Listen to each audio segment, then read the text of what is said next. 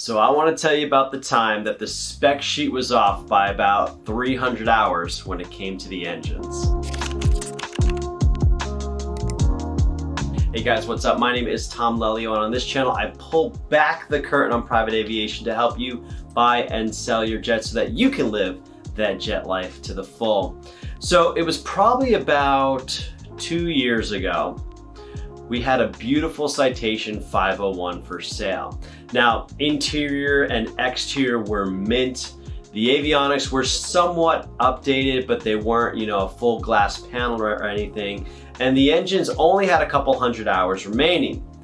As you know, the value of the aircraft is found in the engines and how much time is remaining. I think this probably had about 400 or 500 hours remaining on the engines.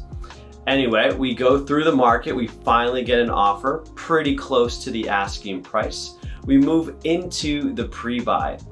As they're going through the pre-buy, the borescope checks out well, the physical inspection looks good, a couple ticky-tacky things, and then comes the logbook review. Well, upon reviewing the logs, we find out that the engines actually have about 200 to 300 hours less than what was advertised. Kind of a big deal. Now, when I went back to the seller, he of course told me, well, I'm not sure exactly what happened. I was just going based off the information that my shop told me.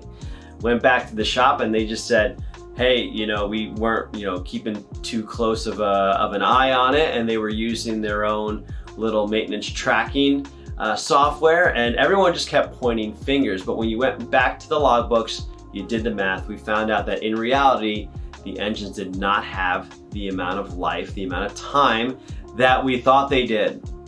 So I go back to the buyer and I present the reality of the situation with him, and he is livid. He hits the ceiling and he just completely loses it, and rightfully so. I understand, you were looking at one thing and this has turned into another.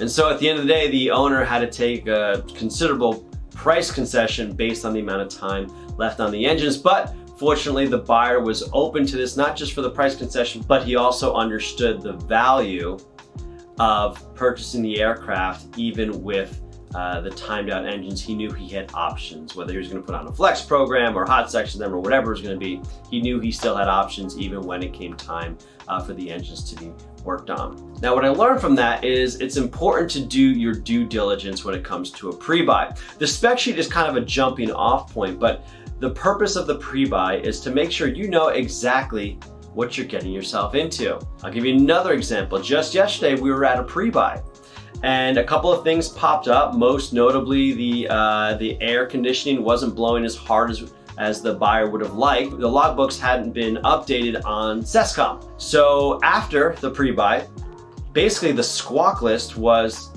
tell me what's going on with the air conditioning and show me an updated SESCOM. Now, this wasn't an attack on the owner to say you didn't take care of your plane. It's just the buyer wants to know what he is getting himself into. Therein lies the point of the story. The pre-buy is to show you what you're getting yourself into. It's not to show that the plane is perfect. And I encourage you to have an open mind when it comes to these situations. You can be very creative. You can ask the owner to fix things. You could fix things yourself and take a price concession, or you can walk away.